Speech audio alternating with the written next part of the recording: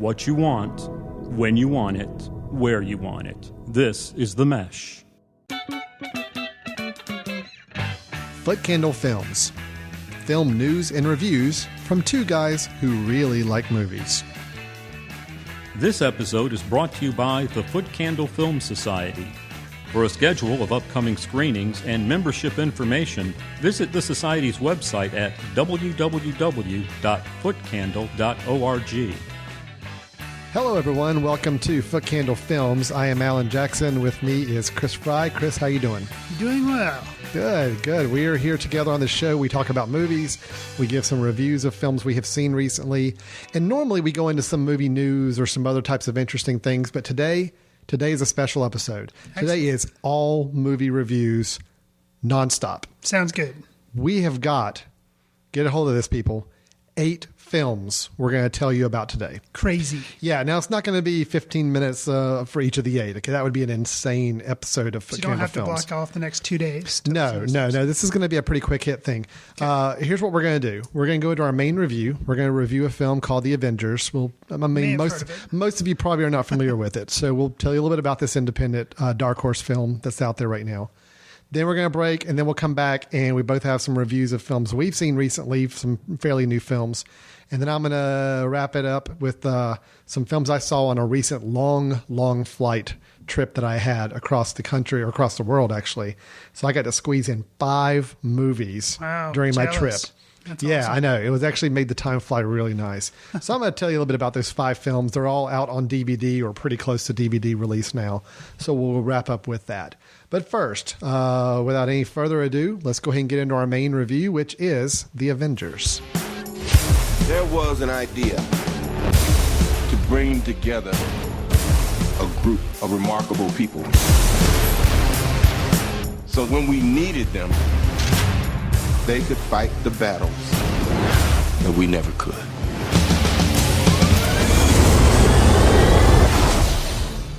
So, The Avengers. Chris, have you heard of this film before you went to go see it? You know, I had heard of the film just barely. Yeah. I think I'd heard like maybe they were coming out with a small budget. And it was Very going to be small a budget. superhero film, which was kind of interesting because, you know, there are not many of those around. Well, I think this film needs as much attention as we can push to it right now because I'm fearful of its box office potential.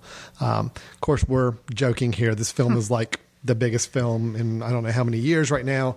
I think it's already on track to be the number 3 film of all time, box office wise, the way it's tracking. So, yes, of course, we're joking. This is The Avengers. This is the big summer movie right now, going strong. We both had a chance to catch up with this movie in the last couple of weeks. I actually saw it on a midnight screening the night it came out. It was the night before I left for my around the world trip. And how many people were dressed up in costume, and were you dressed up in costume? About 5, and no, I was not, sadly. I was very tempted to dress up beforehand, but ended up not doing that. But it was a fun screening just because you had a lot of really passionate fans out there, people really looking forward to this film. So, Chris, there's a couple different ways we can talk about this film. I mean, I'm fairly familiar with the Avengers. I'm fairly familiar with the comic book history. I'm a big fan of the superhero genre.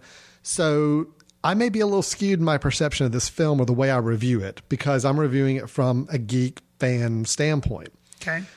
Let me throw it over to you, though. How are you reviewing this film? Because, you know, you got 2 sides. You got the side I just described, and then you've got the true film critique of how it is as an actual film, movie type of thing. So where are you coming from on this? I will probably, I guess, lean towards the side of just normal film reviewer. Okay. Although I am a comic book fan, I do lean more towards the DC universe as opposed to the Marvel you're universe. one of those people. Yes, I am. Okay. So for that reason, I'm not quite as versed on some of the details, so I can't geek out as much. So therefore, I'm left to see it as a average moviegoer. Okay, well, you might be coming to it with a little more of a film review mentality to it where, yes, I'll go ahead and say my review is definitely tainted by the cool moments in there, the geek moments, being a big fan of the franchise in general to see. Okay. But let me, I guess, kind of getting that out of the way and understanding where we're coming from on this, let me just toss it over to you. Did this film work for you? Was it all it was cracked up to be? Is it worthy of being the number 3 potentially big biggest box office movie of all time? Well, I think, short answer is yes. Okay. Biggest box office movie. That doesn't necessarily mean it's the best movie. No, it sure, has of course the not. most meaningful themes or element. No, it just means, is it a crowd pleaser?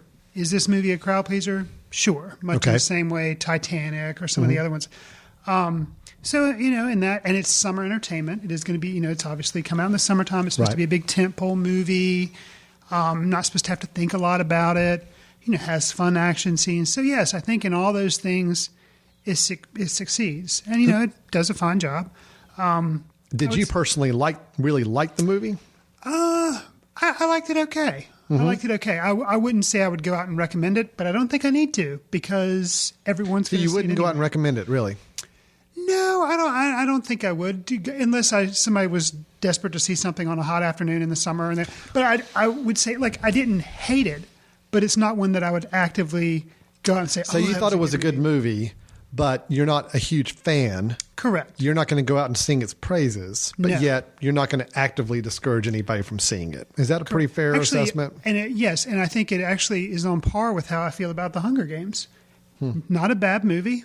You may have heard of this movie too. Not sure, guys. Don't want to throw you a curveball, but it's another movie that came out this summer. It's good. It is adequate. It achieves what it set out to do. Be a big movie. But and it has, gotten lots of money. But in and of itself, is it a good film? Would I recommend it to people? No. I don't think I have to, though, because they're doing fine without me recommending, because, things hinge on my opinion. But, I would not actively recommend it as a good movie. I will say, positives in the film. I thought the acting overall, there was, two different performances that I can point to that I thought were good. Who would they be? That would be Mark Ruffalo as the Hulk. He is my favorite Hulk. There have been two others. Yes. Eric? Three others if you count. The original Lou Ferrigno. I was talking about movie incarnations. Sure, but, gotcha. Okay. So, there's been Eric Bana, and then they tried to reboot it, and they had Ed Norton. Ed Norton, yeah. And so Mark Ruffalo, something about his performance seemed a little bit more nuanced, and yet he still had humor about himself. I really, really liked his performance. But I will say, going in, I kind of liked the actor anyway. And it was exactly what I thought he would do. He just did a really good job of it. I was like, that's going to be a good guy playing the Hulk. And he kind of looks like him physically a little bit, like his hair and his bushy eyebrows and everything kind of looks like the Hulk. So I was pleased with that. So who's the other performance? The other performance that I really liked was Tom Hiddleston, who plays Loki. Loki, the villain. And I thought I enjoyed his performance. So those, that's a positive for the film. I enjoyed the humor in the film. There was a lot of humor. A little bit more than what I thought it would be. Yes. Because I was going in for just action movie. Right. And, superhero action movie, which it was that. But it also had some moments of humor that I thought were pretty funny. Okay. And then I'm letting you get everything out, by the way, before I'm just running through positives. No, I know. Go for it. Then we'll slide into the areas of discontent. Go for it. A positive also was I really enjoyed the Thor versus Hulk battle that they had. That would be the one inside the helicraft. Yes. Yeah. Okay. Got it. I enjoyed that because it seemed very comic booky because you have two big superheroed people that are very powerful, and you see how they play up against each other. It's kind of like a childhood fantasy. It's like, who would win between Thor and Hulk? So that was all very interesting, but yet it still played to me an important part in the plot, because Hulk was being wild. It made sense to me. Okay. Now we kind of go into the area of things that I did not like. Well, can I chime in before we do that? Because I've got some other positives to share. Okay. I was much, much more positive, enthusiastic about the film than it appears you were. And there again, I may be a little skewed because of my personal fan affection for these characters. But this movie actually, I got to admit, when I first heard this film was being announced and worked on, I was very fearful because I'm always fearful of the time they try to cram too much into a movie. If you think about some of the superhero movies, I think that's where, Chris, I just saw your eyebrows go up. So I got a feeling we're going to address this here in a minute. Too much, yes. All right. But you think about some of these other big blockbuster movies and they do their sequels and they add more characters to the sequel, more plot lines, more villains, more everybody, and everything gets watered down. So when I heard about the Avengers, my first immediate reaction is, ooh, that could be really dangerous because you're trying to cram all these characters and all these things into one movie. I got a bad feeling it's not going to work. I was pleasantly surprised that it worked for me as well as it did. Do I think every plot line was as examined as it should be? No. Do I think every character was given enough development? No. However, trying to put it into a 2-hour, 15-minute or whatever it ended up being running time, I think they got it about as right as you can get it for this many characters and this much action and this much humor in a perfect mix. I thought it worked. I have some misgivings as well, and I want to hear your thoughts, things that you then think has worked as well. I'm sure a couple of them are probably ones I have some shared sentiments on. However, I'm willing to overlook a lot of those shortcomings because I think the absolute feat of putting this movie together and still making it as crowd-pleasing, entertaining, and fun as it was, to me, outshone everything else. So I really, really, really enjoyed the film. I think, yes, I agree. Tom Hiddleston and the whole character in general. I'm not even just the live action version of him, but even the CGI version of him. Yeah. I thought really well done. Mm-hmm. I thought they really just got that character right for once. Yeah, when they hadn't in a while. Tom Hiddleston, I liked him in the Thor movie as well. I think he was actually better here in the Avengers than he was the Thor movie. He got to be more of a villain in this movie. He got to really shine a lot more. Yeah. And I'll tell you a person that I was surprised by. I'm not going to go out and say she was a great actress in the movie, but compared to what I've seen her in recently, she was much better than I've seen her in a while. I actually think Scarlett Johansson did better in this film than I have seen her act in a really long time. I enjoyed her more in this film than I thought I ever would. I think Joss Whedon, who's the director, and he's, for those of you not familiar with his work, he did the whole Firefly TV series. He did Buffy the Vampire Slayer TV series. He was a writer on The Cabin in the Woods that just came out a few weeks ago. Right. He has an affinity towards female characters. He knows how to write female characters really, really well. And I think he gave Scarlett Johansson's character, the Black Widow, a much better sense of purpose in the film than I thought she would have had when I looked at the previews and thought about the film in advance. I just thought, I'm not going to say she did a great job. I just think she was very surprising. She exceeded my expectations on how she did in this film and her character. I got a lot of other positives too, but let's talk about the things that maybe you feel like did not work as well with the film. Well, starting on Scarlett Johansson and the character she played, Black Widow, and then Jeremy Renner and Hawkeye. That right there was profoundly irritating to me. That whole plot thread of Black Widow and Hawkeye, it was just useless. Well, what it is these two had a little bit of a plot line where there's some shared history between them. Right. They're both kind of the outsiders in the group a little bit, and that they don't have any superpowers. And they're boring. Well, no, they're not. I'll admit, we'll get to the Hawkeye Jeremy Renner character in a minute for me as well. But okay, go ahead and continue with your thought there. But yeah, so I just wish in a movie that I thought, like you were claiming or said, that it was a little over 2 hours, but it was he had a lot to do, but he somehow fit it in there and it all fit. It did. But I think some of the time could have been, if you take away the Black Widow-Hawkeye relationship, that time could have been used in thoroughly examining some other things that would have been much more interesting and would have helped the movie as a whole make more sense. Okay, so you thought that was maybe a little bit of a distraction and just kind of wasted time. And I feel like the only reason it was put in there is because, we got to have these people because they're in the Avengers. And instead of doing what they did with all the other characters, which is give them a movie prior to this movie, like the Hulk and Captain America, they all had starter movies. Black Widow and Hawkeye didn't. Yeah. And because of that, they just kind of crammed them in here. And just, whether they were trying to set up a movie for them individually, like a Black Widow movie, or I don't know, or they just put it. I thought it was a bad idea. Okay, all right. And I think they should have left that out. Fair enough. Next thing was, while I liked the Thor versus Hulk battle, and I thought it made sense in context of the story. Yes. There was another one that I thought was thoroughly stupid, and that would be the Iron Man versus Thor battle. In the woods. In the woods. Really? Yes. I thought that was fun.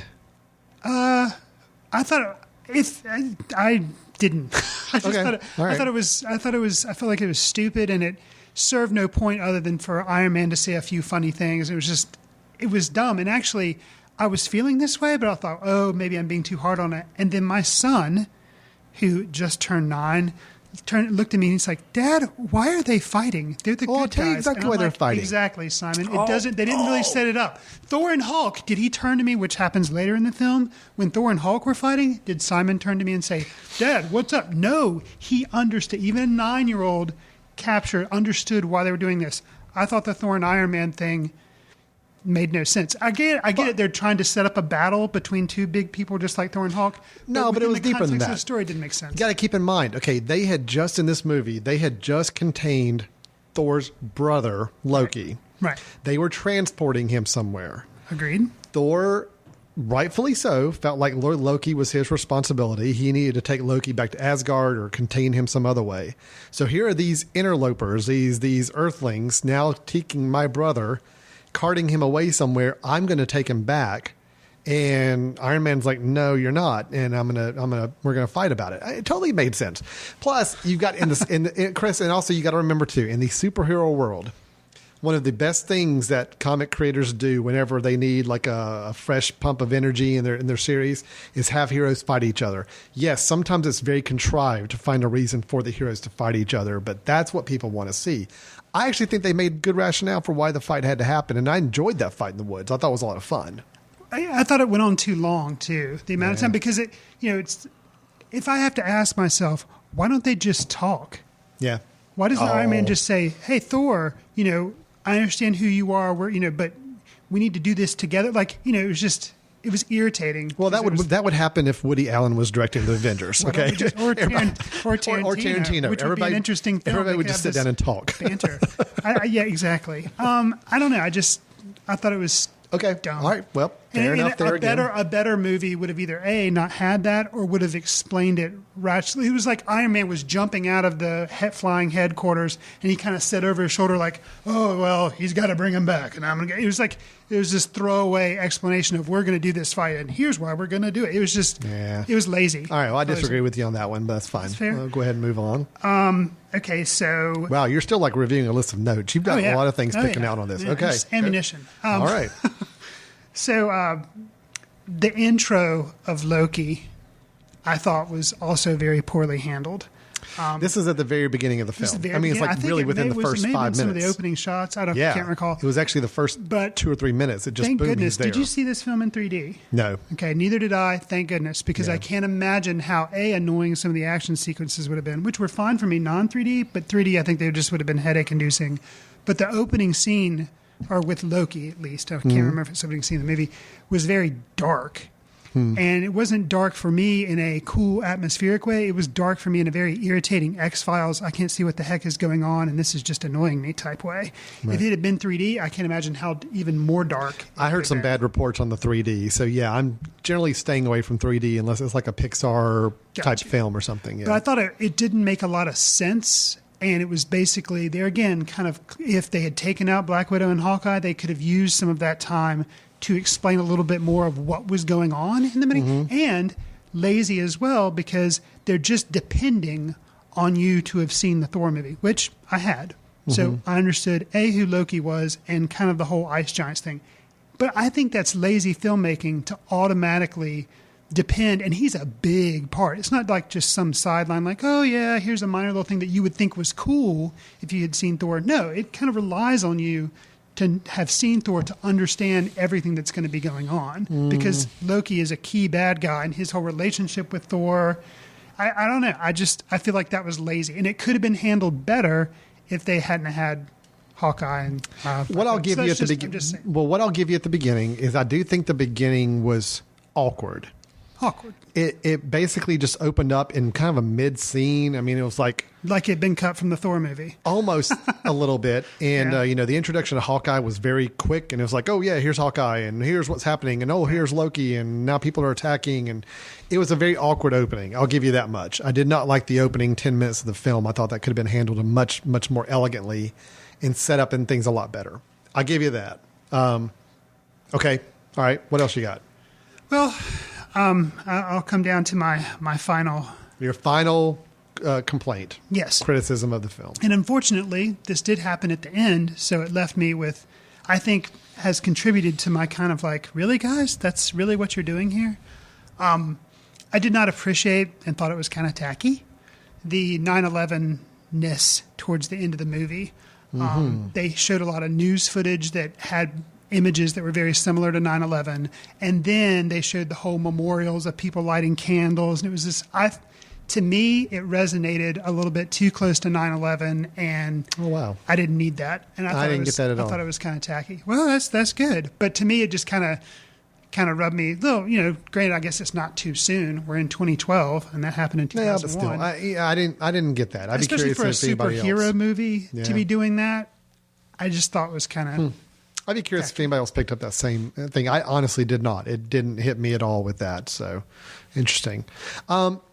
The only thing I'll give you is that you gave a list on. The only thing I'll give you that I thought was a weakness is the Hawkeye character with Jeremy Renner. That one, I agree. I think they should have left that guy out.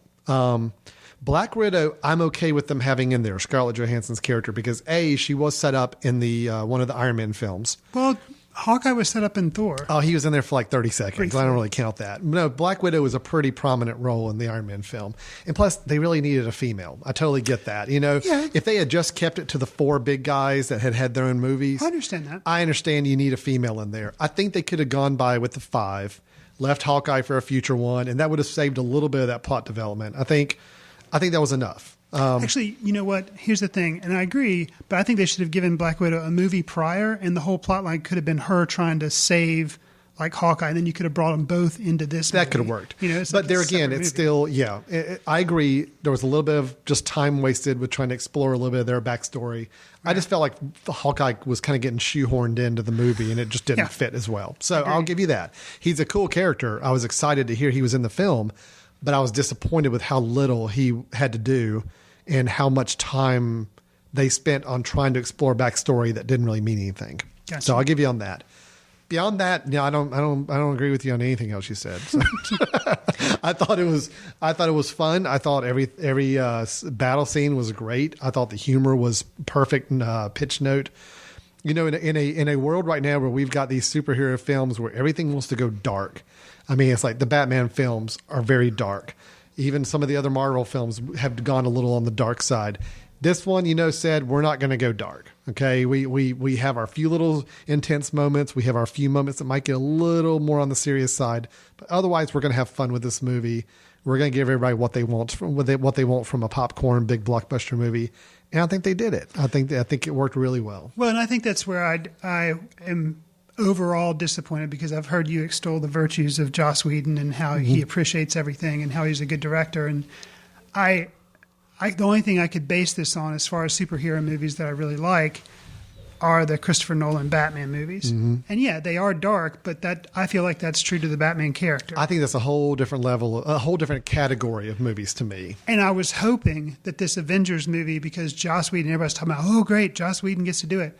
I was hoping that he would bring some gravitas to it, and instead it was more like, nope, it's just a superhero movie. I'm not saying he did a bad job directing, but somewhere in the writing and kind of formulating everything, I thought it would have had a little bit more style, and I didn't think it had that. It was just a superhero movie. So it was kind of Okay. Whereas Nolan stuff, I feel like, and I understand it's like a whole different realm because it's serious and not trying to make a movie for everyone, but it's something about, I was hoping there would be some style there. And I felt like I think overall what it was Joss missing. Whedon brings, he's not a stylish director. He's not a visual guy at all. He's a writer. He's by trade. That is what he's really known for. I mean, he's written comic books. He's written TV shows. He directs things too, but he's Right. primarily a writer.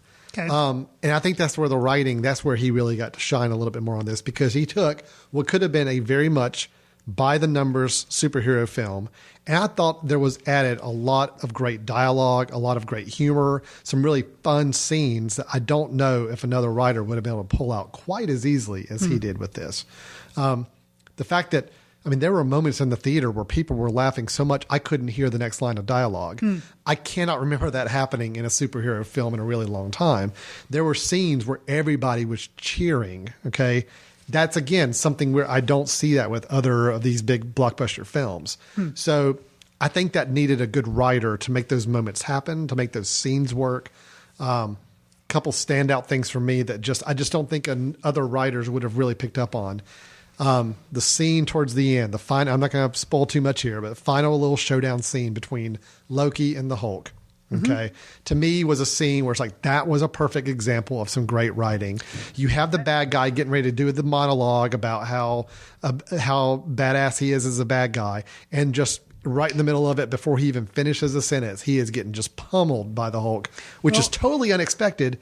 And it was humorous. People were cheering. I agree. That's a great scene. That was a great, and if that's a Joss Whedon moment, then okay, that worked. And that was good. There was a similar thing with, after Hulk and Thor have had their fight, later in the movie, they're as a team, working as a team. Right. And Hulk kind of pays Thor back for how he treated him earlier. That is also very, those, okay, if those I think those are Joss Whedon touches, then those were good. I'd forgotten, but I have to mention it because this is also pretty early in the film. I really hated the scenes with Robert Downey Jr. and Gwyneth Paltrow. Hated them. Really? Yes. Wow. And I understand because I've seen the other two Iron Man films, and to go to where they're like, oh, and the shots of Gwyneth Paltrow from behind just like showing her butt and everything. It was like basically Gwyneth Paltrow's butt and Robert Downey Jr. That's the movie poster. It's Gwyneth Paltrow's butt. And I'm not to say Gwyneth Paltrow, she is an attractive lady. That's not, but she was wearing like Daisy Dukes. It was so ridiculous. I mean, so very ridiculous that it was just distracting. And actually it set up me hating Iron Man for that entire movie. Wow. I really disliked, because like when he would say funny things, he was more being annoying. When anybody else would say things like Thor would make comments about Loki, those were genuinely funny things. But for some reason, because of that setup, I think because it was a kind of a sexist setup and they were like doing this gross, oh, I love you type little thing back and forth, made it really disgusting and it bothered me. Wow. And then I didn't like Iron Man for the rest of the film. So okay, that's I don't know if that's a Whedon touch or not, but I didn't get that at all either, but yeah. All right, so be it. Well, I think it sounds like we're kind of on different not extremes. I'm not going to say this was a perfect film by any chance. There were a lot of little issues with it, some things that didn't quite work as well. But overall, I really, really enjoyed it. I thought it was fun. You were on more of it was an adequate movie. It was a decent summer escape, but not something you're going to go out and rush and tell anybody else about. Correct. Okay. I'm definitely more on the positive side. I thought it was great. As we said at the beginning, I don't think we're needing to encourage anybody to go check this out and to review it. It sounds like pretty much everybody in the world has seen it like 2.5 times at this point. So yeah, and they've already said that a sequel is already. Oh yeah, I think they started a sequel like 2 minutes after opening night. So. Here's a question for you: if Joss Whedon, which I think they've said, I don't think if Joss Whedon does not direct the second one, will you still be interested in it? Oh sure. Yeah. Even though it could be a disaster because of how you were saying. But you know what? The great thing about these franchise movies is, the first movie, you have to set all the characters up and you have to spend a lot of time developing them. Now, we had the luxury with this film. They didn't have to do that as much because it was already being done in the other films. When the characters got together, we didn't need the whole backstory of Iron Man or the whole backstory of Captain America. We already got those in the other films. But what's even better now is, okay, the team's assembled. We don't have to go through the whole process of trying to figure out how to get them together. They're there. So just like other superhero films, their second film, they kind of get to get rid of the whole origin story and just go into a good action story or good plot. That's what kind of makes me excited about a second one. I will be very curious to see who directs it or writes it, because I do think it takes a certain amount of talent to pull all these characters together and give them a fair shake and give them equal time and give them enough attention without getting too bloated, without getting too thin on anything. Right. That's a real tough act. And I think it's going to be very critical to see who they get to not only write it, but also direct the next film. Do you think it's going to be a challenge for for directors who are going to have to direct these movies? They've already said Captain America 2, Thor 2, Iron Man 3. Do you think it's going to be a challenge for people to care about those movies when they've seen a movie with everybody in it? Do you think they're going to want to kind of regress back to being, oh, here's just Captain America all by himself? Well, no, I think here's what I think is going to happen. I think, yes, that could be a problem, but I think they're starting to treat these movies like the comic books, okay? In that you sometimes do have to see the movie before it to know what's going on in this movie. You mentioned that, people probably needed to see some of Thor and Captain America and Iron Man to better appreciate getting into this movie at this point. I think Marvel's basically saying, you know what, that's okay with us. We want people to follow along with this story. So now what's going to happen is they can start to carry over some of the elements from the Avengers movie into the individual storylines, but then knowing that everything's still going to come back for like a second Avengers. In other words, if you want to get the complete story, you kind of have to go see these other movies. Right. I think that's the angle they're going to take, is making it all woven together into one big storyline. Right. It actually makes good sense. I think that's why the Avengers was such a big popular success this past weekend, because they have successfully built this universe where everything's kind of culminating in one movie, and now they can keep that universe growing. So I think, yes, it's going to be a challenge, as any movie is, to find a really good story for these individual characters. But if they keep carrying through this overall big picture storyline and build to the next movie, everybody's just going to gobble it up left and right, I think. So I do think from here on out, director selection on films becomes very critical.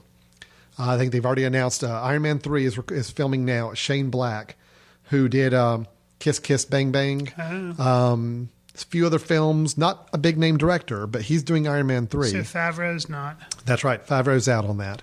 I don't know if they've announced a Captain America 2 director yet. And Thor 2, it's not going to be Kenneth Branagh. It's going to be somebody else. That's too bad. Yeah, I agree. I was kind of hoping he'd get to do it again. I think it just becomes very critical to have good directors and writers going forward. And that's where I think Avengers 2, although I'm looking forward to it, it should be fun.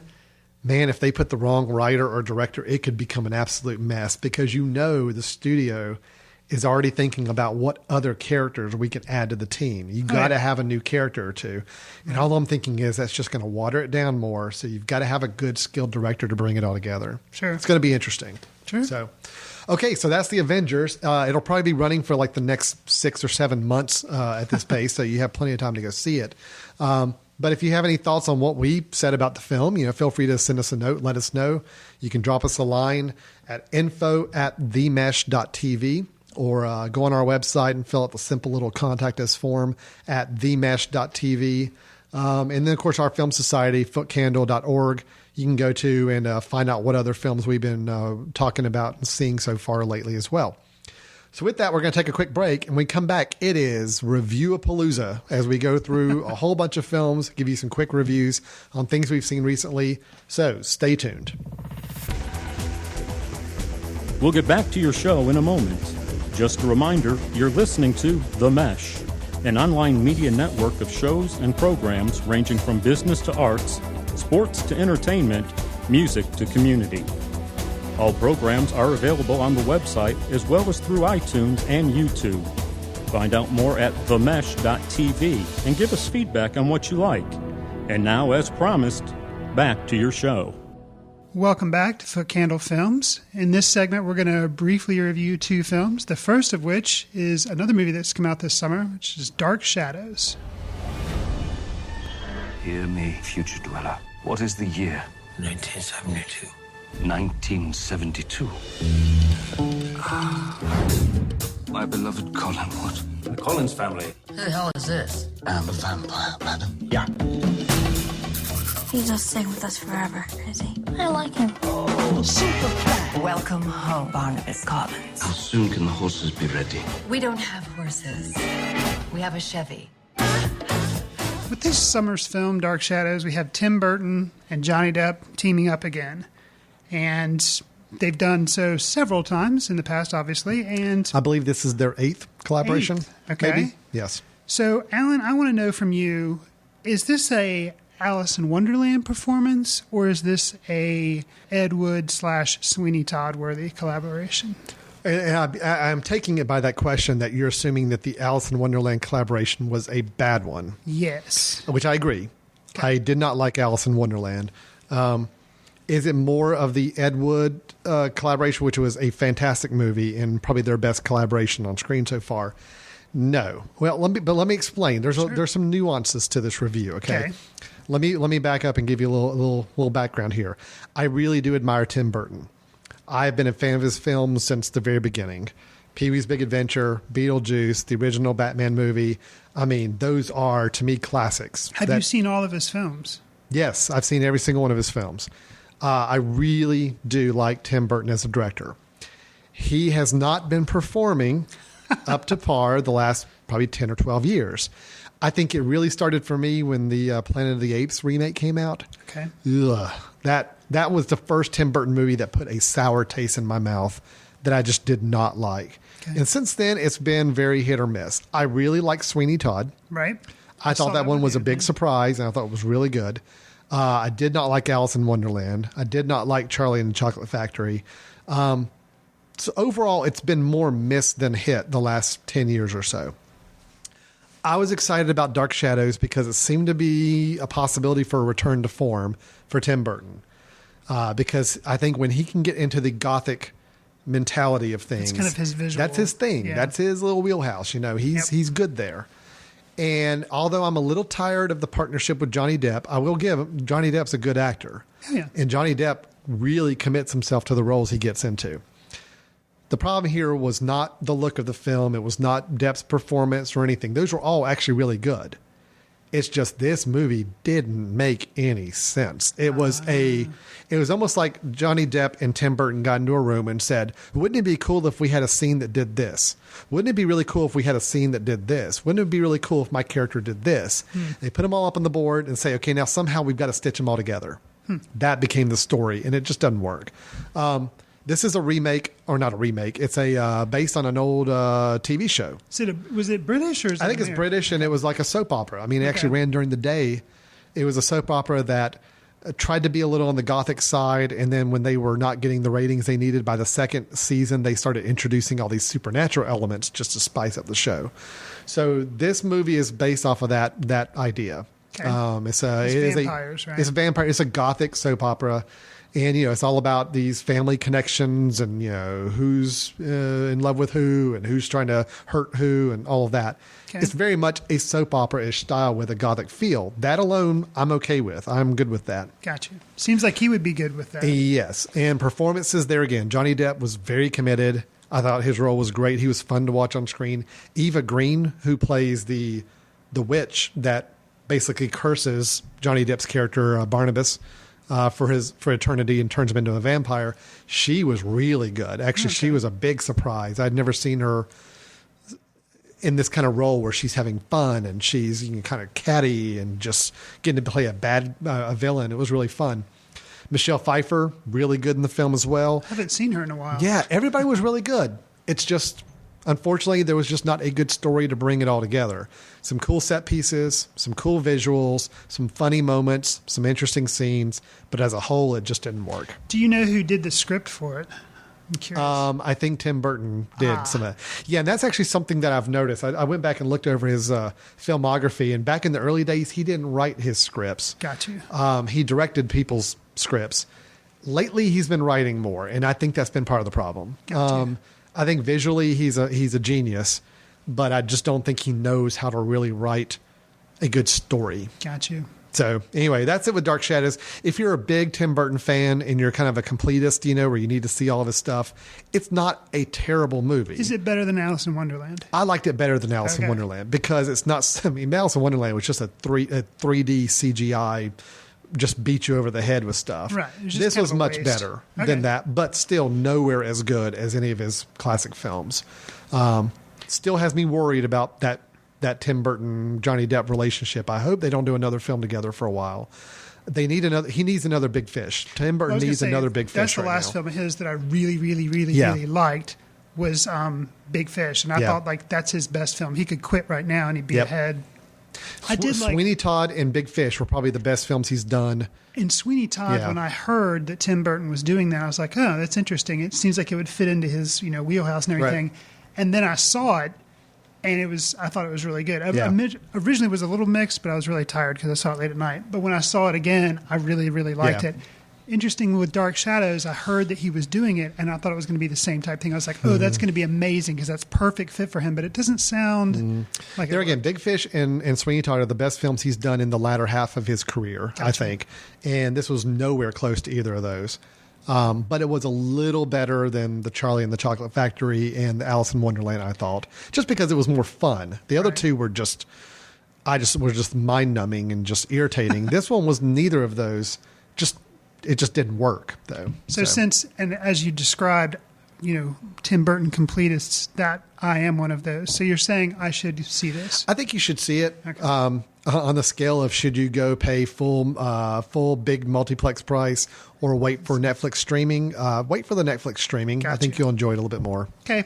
So nothing that needs to be taken in on the big screen visually. Yeah. Even though Tim Burton is kind of, but no. No, I mean, and there again, some of the visuals, yes, were fun on a big screen, and he knows how to make a shot look really, really cool. Got you. But it's just, in the end, it just didn't add up to a really great film at all.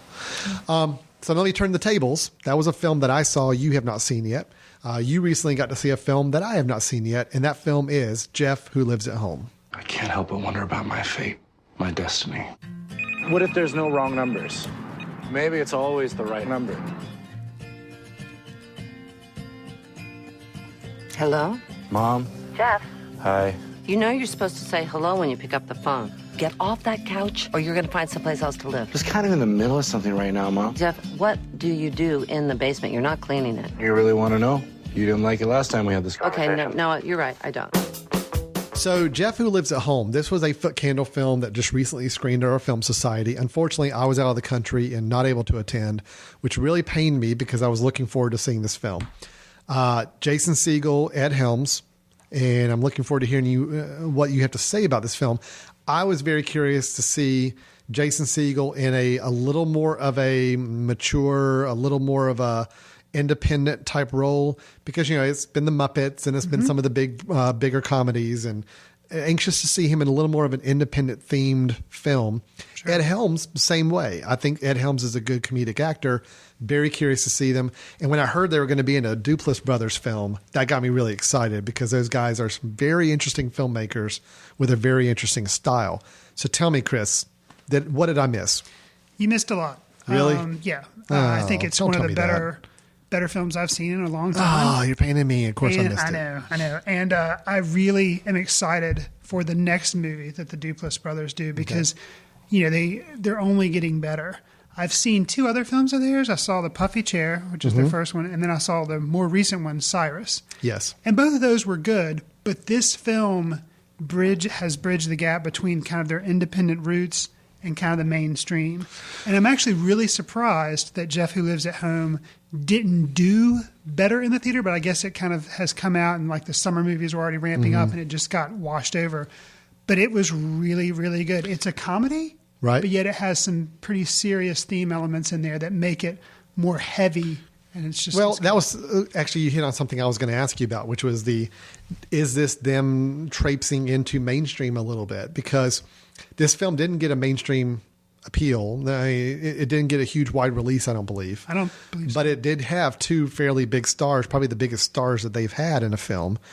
Cyrus had John C. Reilly and Jonah Hill, which obviously big names, but I think actually Jason Segel and Ed Helms maybe even a little bit above combination-wise bigger names to headline a big mainstream movie right now. Sure. So I was just curious if you felt them moving into mainstream, if that was okay if they were. I mean, I guess as a whole, yeah, they kind of are moving into the mainstream, but if they can continue the creativity and not relinquishing some of their trademarks for their independent style. One of the things that I'd never seen a Duplass movie in the theater. Right. And one of their the other 2, Cyrus and Puffy Chair, I'd seen at home. And one of their trademarks is a very handheld style. Mm-hmm. And it didn't bother me in the earlier 2 films, but in Jeff, Who Lives at Home, it actually really bothered me. And it kind of not made me feel motion sick or anything like that. I felt like they were just doing it to kind of say, hey, we're still independent film directors. Hey, remember, we're the Duplass brothers. This is what we do. Right. And I kind of felt it a little annoying. However, I will say that there are so many themes in the movie that one of it is people kind of drifting through life and not really know what they're doing and kind of being unsettled. And that's kind of a theme throughout the movie. And then at the end of the movie, there's some resolution of sorts for different people. Mm-hmm. And the jerkiness of the camera, the handheld nature of it, kind of goes away as you go throughout the film. Okay. So maybe there's obviously something I to like it. the film, but I'm also going to say that I'm reading into it that maybe the cinematography, the slow, subtle differences actually were reflecting what was going on in the film. Any standout performances? Definitely. Jason Segel was really good. Okay. And he, like you said, he'd been in the Muppets. He's been in some bigger movies, Forgetting Sarah Marshall. And I Love You, Man. Yeah. Yeah, okay. So he's been in those. And with this, I guess it's kind of it's similar to the loser performance that he does in Forgetting Sarah Marshall, but a much less glossy performance, I guess. And he's just, it was really understated, but still his timing was like dead on. Ed Helms, I was really refreshed to see him in this because the other movies I'd seen him in, like Hangover and Cedar Rapids, which you're going to discuss, I think. Spoiler. Yeah, spoiler. I felt like he was basically playing a version of himself on The Office. Sure. And in this movie, his character is nothing like Andy from The Office. His character is completely different. Okay. He's brothers with the titular Jeff, and they have to kind of find out what they're doing in life and kind of find a purpose. In addition to their mother is also struggling with that issue. The mother, played by Susan Sarandon, who's another strong performance in the film. And they do a really good job, I feel like, between balancing Jeff's storyline, the brother's storyline, and the mother, Susan Sarandon's storyline. They do a really solid job. And some people may say the payoff at the very end of the film, how they kind of wrap everything up, for a Duplass Brothers film may have felt a little rushed or a little convenient. But I thought they'd kind of earned it because of what they were aiming for and what they were going for. And without ruining anything, this movie starts off with one of my favorite shots that I can think of in a long time, and it is Jeff delivering a monologue to the camera. I'll just keep it kind of simple at saying that. I won't spoil anything, but he's delivering a monologue, and it has to do with the movie Signs by M. Night Shyamalan. Oh. Okay, and he lays out some ideas of his about what life means and how things happen, okay? And then there's a conclusion of the scene that's funny, and you laugh, and you think, oh, okay, and you think it's throwaway. But actually, throughout the entire film, there are these little threads that keep coming back about what do things mean and why are they happening. And at the end of the film, there's a payoff. And to me, it's like an artistic art house version of M. Night Shyamalan that actually works. That's what he got damaged for, is he did that in Sixth Sense, and he kept trying to do that little, quirky twist playoff thing. Right. And it backfired on him. But, the Duplass brothers, who started from independent beginnings, have now had it happen in this film, and I think it actually works. And if they can continue making movies like this, regardless of if they have a twist or not at the end, I think it's going to be amazing. I cannot wait to see their next film. Wow. So two very opposite reviews here. One was a very established director who's been around for probably close to 20 years making movies. That was a disappointment for a big fan of mine. The other one, new up-and-coming directors knocking it out of the park with you, and a great review. So interesting. Good. I have to say now we have to turn to the portion of the show where I'm jealous of Alan because he got to see several movies during his flight to Thailand. Yes. So I'm going to let you just shoot out all your reviews of these. Well, and here's the setup, is that I did fly to Thailand for a week. For those of you that aren't aware, Thailand is a really, really, really far away. It was about 20 hours of flying in each direction. Wow. However, to my surprise, when I sat down in my seat, already worried about how I was going to entertain myself for 20 hours. That's a long time. Lo and behold, the little screen in front of me on my seat had a on-demand movie system. Nice. With about 40, 50 films to choose from. So I selected 5 during my trips there and back that I'm going to give you some quick reviews on. Excellent. Now, Chris, you may have seen a couple of these, so feel free to chime in and let me know how you felt about these. But start the clock, 5 films, quick review. Here we go. First off, the film Young Adult. This is a film by Jason Reitman, who I'm very enamored with right now as a director. He did Up in the Air. He did Thank You for Smoking. Juno. Juno. And I don't even know what he's working on next, but I don't care. I'll go see it regardless. This is 4th film that I'm aware of his. Charlize Theron, who I've never been a big fan of. I just don't see it. I mean, she's a pretty girl, but I just don't get her as an actress. I don't think she's bad. No, it's just there's nothing special to it. The film itself was interesting in that it was not at all what I expected. It was actually a much more dramatic movie, and surprisingly dramatic towards the end. And it did not end in a conventional Hollywood style at all. Man, you're selling this movie to me pretty No, hard. I think you'll like it. I like think it. I will too. I will say, though, I thought the weakest link was Charlize Theron herself. I don't think she was well cast for this. I do think it was a good performance by her, but I still had a hard time buying her character the whole movie. If you had to cast somebody else, who would you cast? Oh, Just off the top of your head, since you think she didn't do a good job. Boy, I'd have to think about that for a little bit because I don't know. It needs to be somebody who's pretty because that is a big part of the movie. Okay. She is can be glamorous. She's very seductive. She's very pretty, but she's spoiled rotten. Got somebody for you. Who's that? Natalie Portman. Yeah, Natalie Portman could have done it. You're right. That could have done it. Quick little just summary of the film. Basically, she is a ghostwriter for children's teen books. So she's the one that writes all these series, almost like the Twilight series of books. Got you. But she's not the one whose the name's on the front cover. Mm-hmm. So right away, that kind of tells you a little bit about her character. Yes. She's gotten successful, but she's not the one out there getting all the attention. Got you. But back in high school, she was the glamour queen. She was the girl that, slept around a lot and all the guys fawned over. Well, she decides that when she finds out that her old high school boyfriend is married and and just had a new baby, she puts it upon herself to decide that, you know what, that was the guy that was meant for her, and she's going to go and steal him back away. Got you. That's the film, and it ends a little more on a interesting dramatic note. Patton Oswalt is in it, and he's really good. Is he? Okay. Yeah. He's still playing the same character he plays in about everything he's in right now.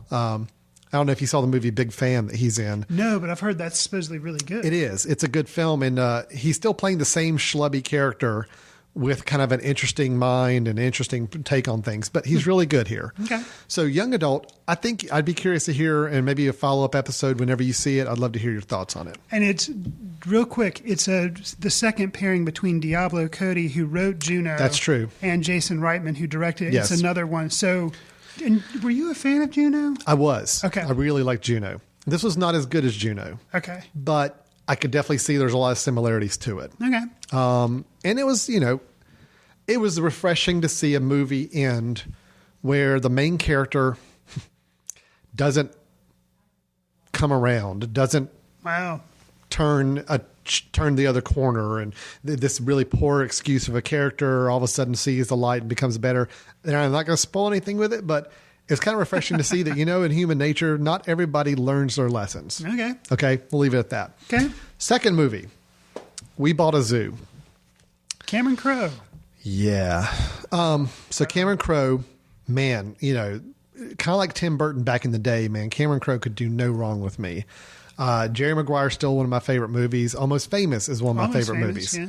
Those two back to back, when he made those two movies, he is at the top of his game. Say Anything, of course, is a classic. I didn't even mind Vanilla Sky as much, although I thought that was I loved Vanilla I thought it was an Sky. interesting misfire for him. Although I liked the movie, I could tell there was some parts of it he didn't feel comfortable with directing as well. I love that movie. Then Elizabethtown came around, which was not that great. Not horrible. But We Bought a Zoo, man. It was one of the most schmaltzy, just over the top sentimentality films that I've seen. And it was almost Cameron Crowe struggling so much to make it cool in certain places. It just didn't work. Would it help if it was framed to you as not a Cameron Crowe movie, but a family movie? Or would it still Well, it definitely was a family movie, and it was geared that way. And it was very clear that, this is a perfect family movie, and that's the way they're trying to gear it. But you still got him sliding in some pieces of dialogue that's trying to be hip and cool, and it doesn't work. Okay. Occasionally, he puts in the little music soundtrack where, of course, in Almost Famous and Say Anything, it works. Here, it almost just feels forced. Actually, there's one scene. I guess let me go back to a quick plot of the movie. It's based on a book, so I will give him that much. It's not something where he wrote it originally. It's not just a formulaic Disney movie. No, this is a book that he's adapting. It's a true story about a widow with two kids who basically wants to go through a change in his life. He feels like because of his wife's death, he and his kids are kind of in a rut. They're kind of in a bad place. He goes and moves, wants to just get out in the country, go away, and he buys a zoo. he has to buy a house that he really wants, but it's attached to a zoo. And whoever buys the house has to actually buy the zoo. And it's a little convoluted. It's a little contrived, but there it is. The setup for it was awkward, not believable, but so be it. So then he's having to learn how to run a zoo. And of course, his kids, there's a lot of family drama involved. And the young teenage son is very despondent and kind of hates his father sometimes. And they have to bond together and blah, blah, blah.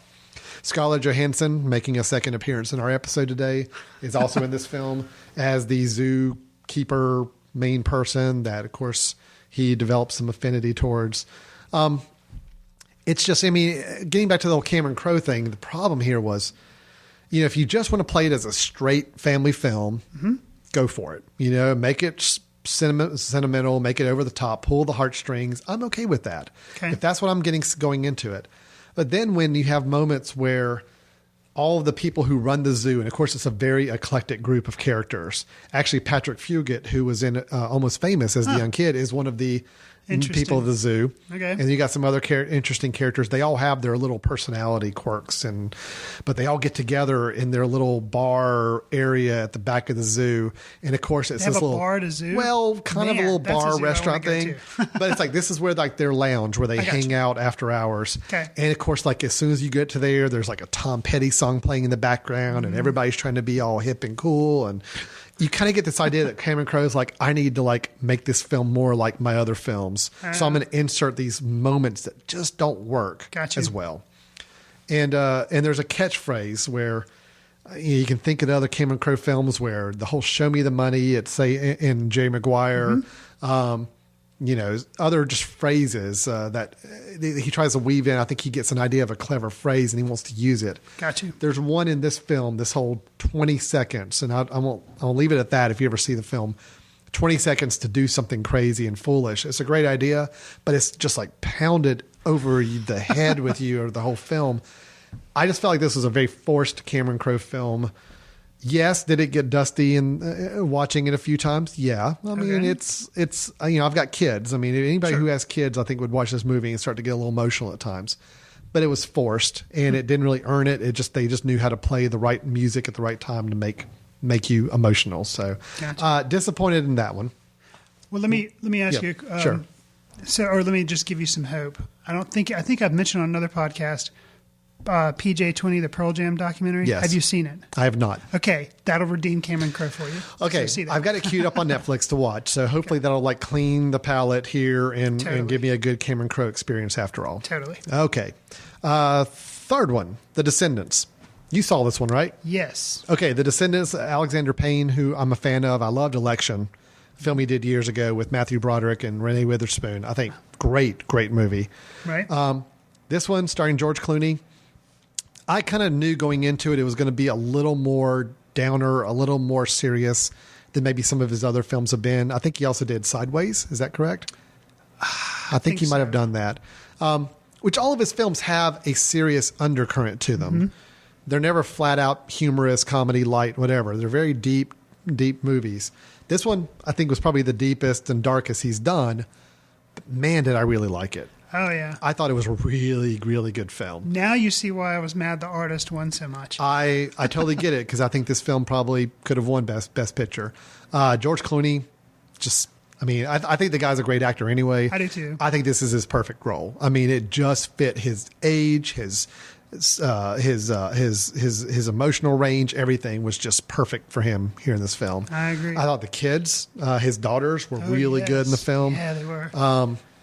Man, there were some really great scenes. There were just some good. Basically, again, quick summary for those not familiar. He plays a man whose wife is in a coma. I guess that's not spoiling anything. That happens right at the beginning of the film. Yeah. And so he's having to contend with his wife being in a coma, very fractured relationships with his two daughters, also dealing with a family land deal that could involve a lot of money out in Hawaii. Yeah. All of this kind of happening at the same time. He learns things about his wife that change his perspective on things. And I just thought it was a really good movie. And I got to give a shout out to one of the co-screenwriters, Jim Rash, only because I went to college with this guy.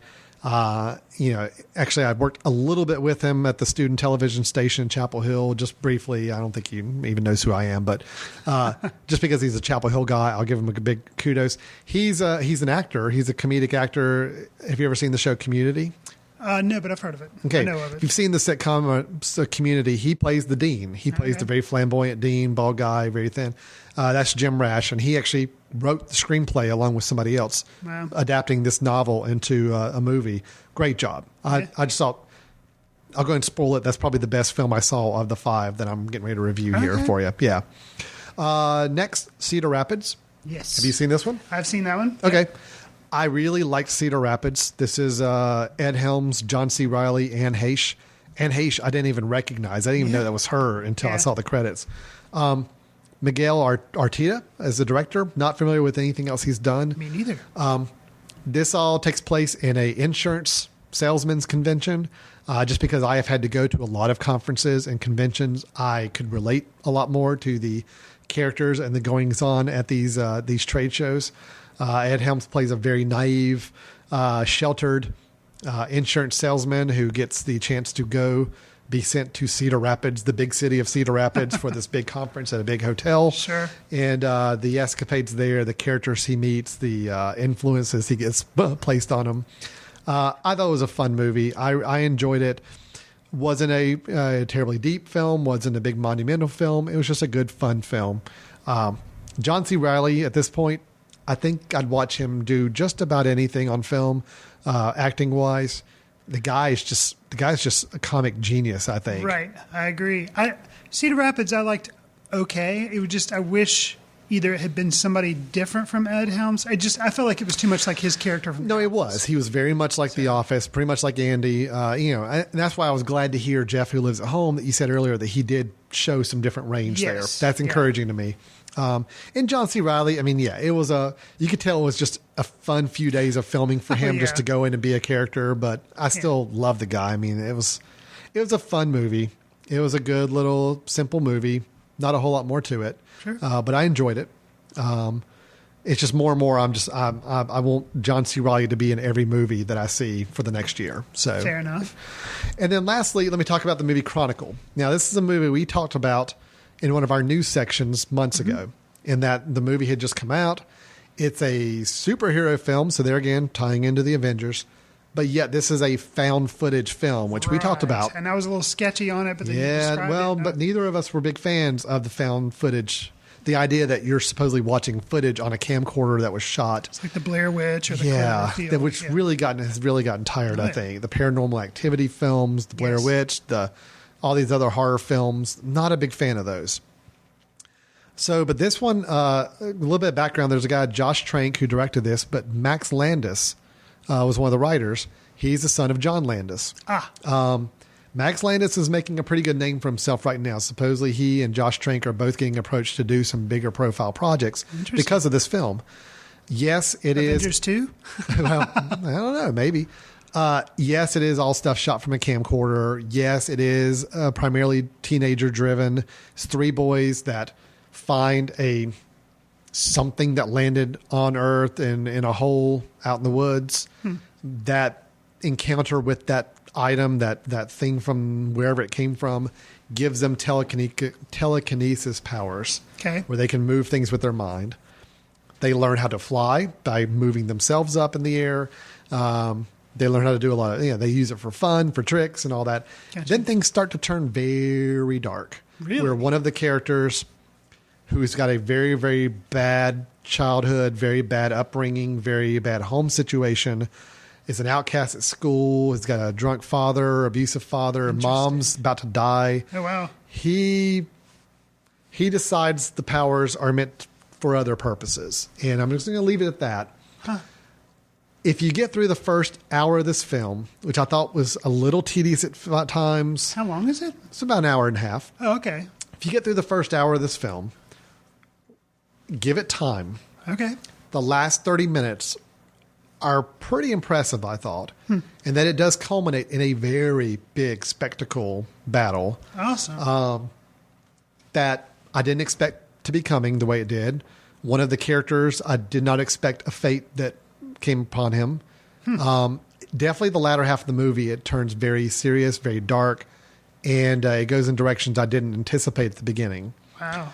Sounds cool. They incorporate the found footage process better than most films could, because if you think about it, these kids can move things with their mind. The kid who's the outcast, who's kind of our protagonist, he's our main character throughout most of the film. Mm-hmm. He decides he wants to start filming everything because his life has just become so bad with his father, very verbally and sometimes physically abusive. His mom's dying. Okay. He just decides, I want to start recording everything in my life because I think this is important. Okay. So that's your setup for why he starts recording everything. In the title of the movie, Chronicle. Yeah. Gotcha. But then once they get the powers, he can actually make the camera float and follow him everywhere he goes because he's controlling it.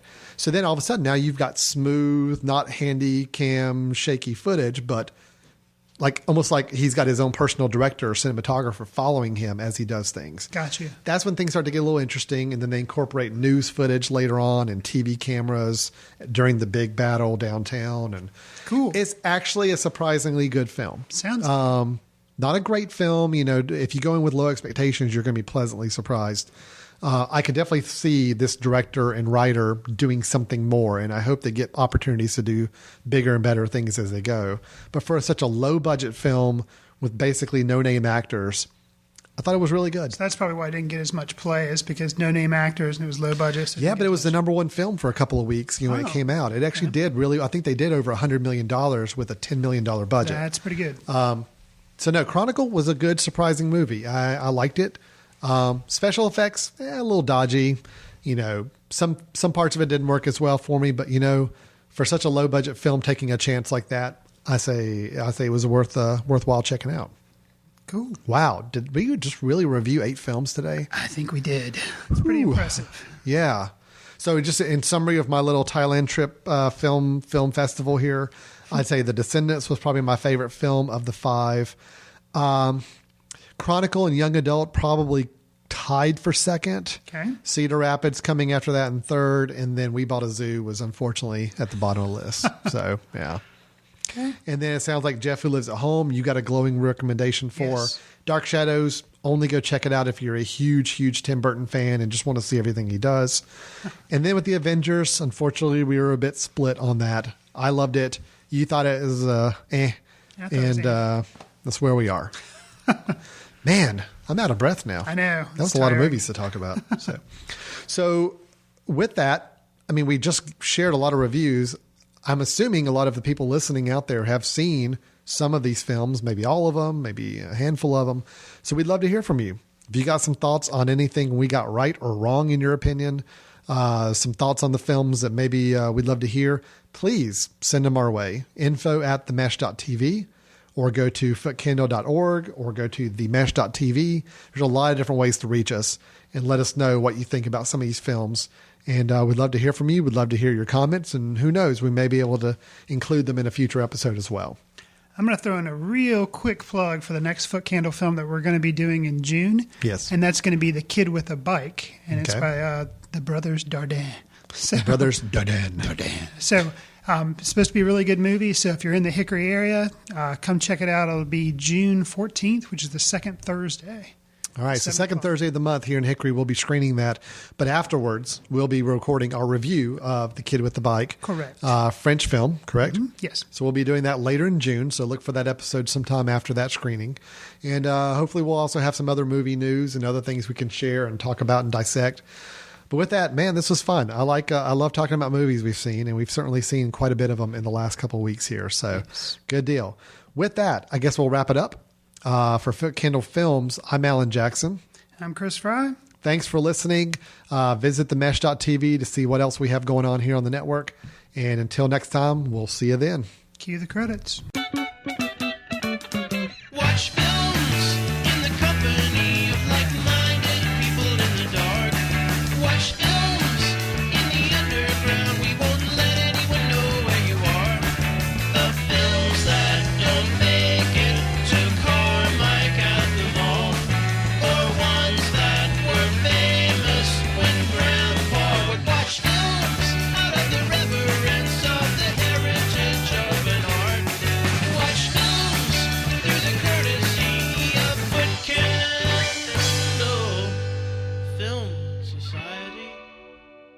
Special thanks to Carpal Tuller for the show theme music. For more about Carpal Tuller, visit www.carpaltuller.com. You've been listening to The Mesh, an online media network of shows and programs ranging from business to arts, sports to entertainment, music to community. All programs are available on the website as well as through iTunes and YouTube. Check us out online at themesh.tv. Discover other network shows and give us feedback on what you just heard.